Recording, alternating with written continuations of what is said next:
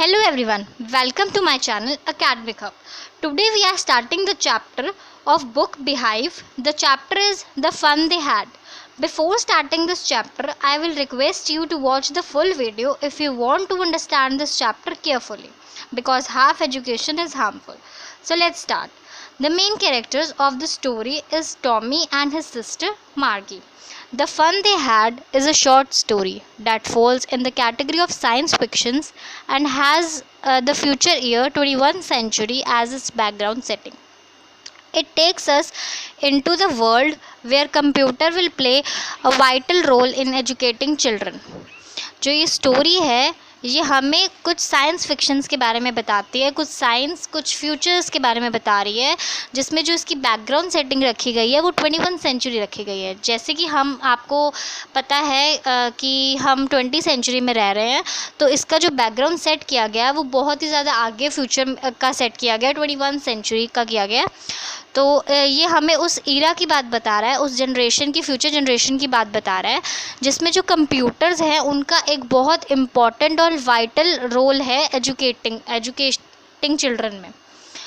Education में बहुत बड़ा रोल है कंप्यूटर्स का। जैसे कि आपको पता ही है, आपने कभी कहीं पे सुना होगा कि जो आगे की फ्यूचर जनरेशन में बच्चों की पढ़ाई होगी वो लैपटॉप, टैब्स या फ़ोन्स से होगी।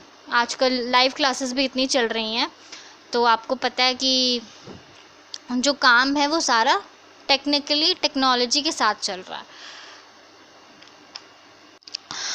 सो मूविंग ऑन, एक दिन जो टॉमी है, जो इस चैप्टर का मेन कैरेक्टर है, a young boy of 13 happens to find the book in the attic of his house which he shows to Margie, a girl of 11।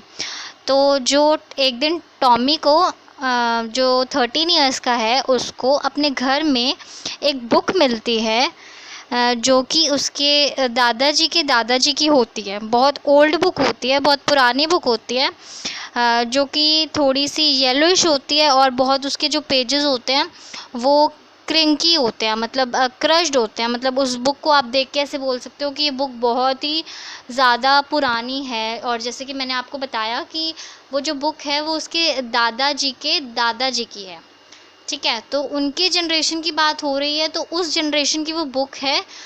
जब क्या कहते हैं, जो जनरेशन थी उस जनरेशन में पेपर बुक्स यूज़ होती थी, और उस जनरेशन में एक म्यूचुअल इंट्रैक्शन होती थी स्टूडेंट्स और टीचर्स के बीच में। मतलब एक अच्छी अंडरस्टैंडिंग, एक अच्छी बॉन्डिंग होती थी टीचर्स के बीच में और बच्चों के बीच में।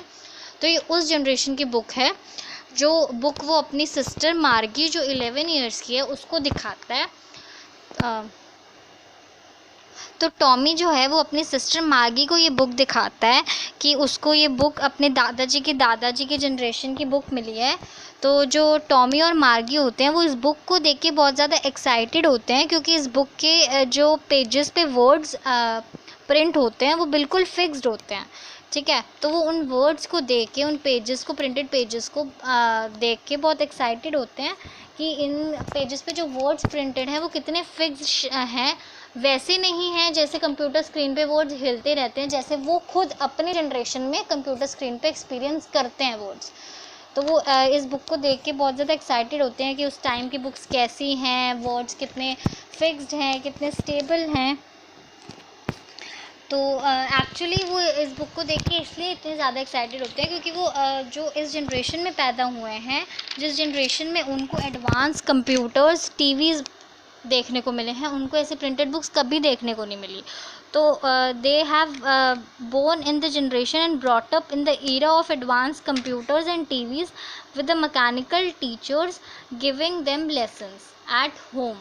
तो वो जिस जनरेशन में रह रहे हैं उनको वहाँ पे एडवांस कंप्यूटर्स, जैसे कि मैंने आपको बताया स्टार्टिंग में कि ये जनरेशन में कंप्यूटर्स का बहुत बड़ा रोल है, तो उनको ऐसे कंप्यूटर्स दिखते हैं, टीवीज़ के एशन में वो रहते हैं जहाँ पे सिर्फ उनको एक मैकेनिकल टीचर दिया जाता है जो घर पे उन टेक्नोलॉजी के थ्रू लेसन्स प्रोवाइड करता है। एज अ रोबोटिक टीचर आप बोल सकते हो, वो उनको लेसन्स मिलते हैं। ऐसी बुक्स उनको कभी देखने को नहीं मिली।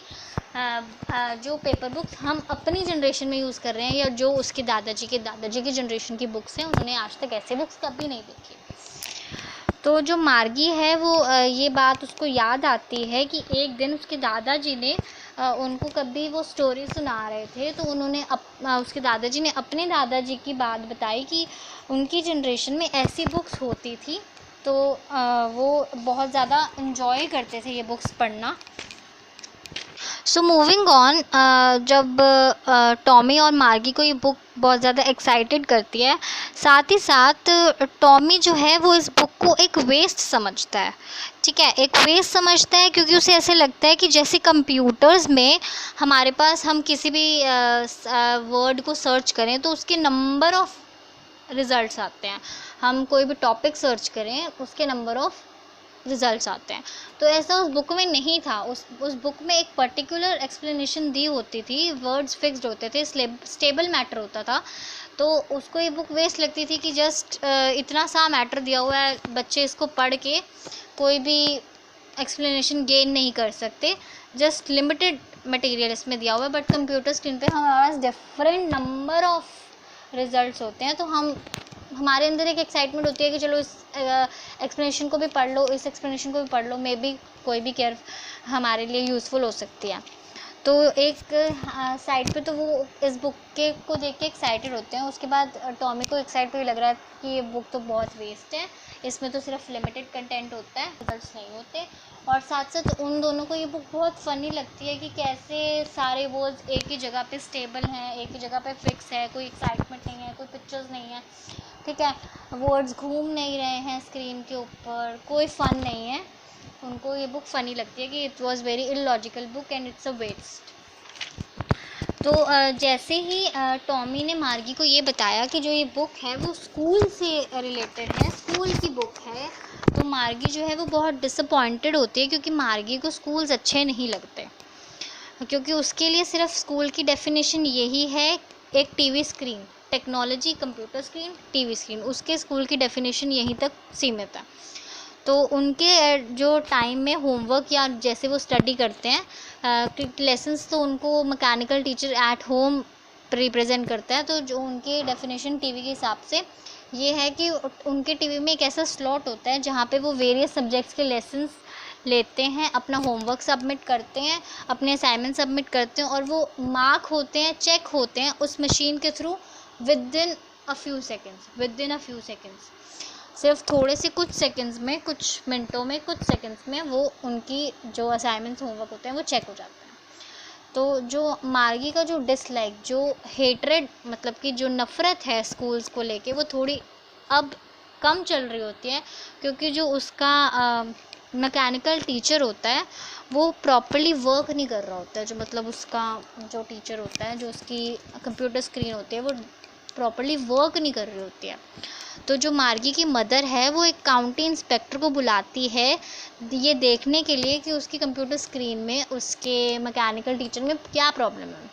काउंटी इंस्पेक्टर होता है जैसे हमारी जनरेशन में हम कंप्यूटर रिपेयर वाले को बुलाते हैं, टीवी रिपेयर वाले को बुलाते हैं, तो उनकी जनरेशन में ये काउंटी इंस्पेक्टर होता है जो उसके मैकेनिकल टीचर को रिपेयर करने के लिए आता है। तो जब वो काउंटी इंस्पेक्टर उसके मैकेनिकल टीचर को रिपेयर करने के लिए आता है, तो वो ये फाइंड करता है कि उसके मैकेनिकल टीचर में कोई प्रॉब्लम नहीं है। मार्गी जो है वो सिर्फ 11 ईयर्स की है, लेकिन उसका जो ज्योग्राफी सब्जेक्ट का सेक्टर है उसमें स्पीड इतनी ज़्यादा रखी हुई है कि मार्गी उस स्पीड को कैचअप नहीं कर पाती, इसलिए वो काम नहीं कर पाती अपने मैकेनिकल टीचर पर। तो इसीलिए वो ज्योग्राफी के सेक्टर में अच्छा स्कोर नहीं कर पाती और अपनी मम्मा से रोज़ डांट खाती है इसी चक्कर में कि उसके मार्क्स ज्योग्राफी सेक्टर में अच्छे मार्क्स नहीं आ रहे। तो जो काउंटी इंस्पेक्टर उसकी मदर ने बुलाया होता है वो सारे इश्यूज़ और फॉल्ट फाइंड करके ये बता देता है कि इसमें मार्गी की कोई गलती नहीं है, उसके ज्योग्राफी सब्जेक्ट का लेवल और स्पीड ही इतनी ज़्यादा है कि वो उसके लिए कैच करनी थोड़ी मुश्किल है। तो जो काउंटी इंस्पेक्टर है वो इस फॉल्ट को फाइंड करके मार्गी के एज का लेवल स्पीड सेट कर देता है।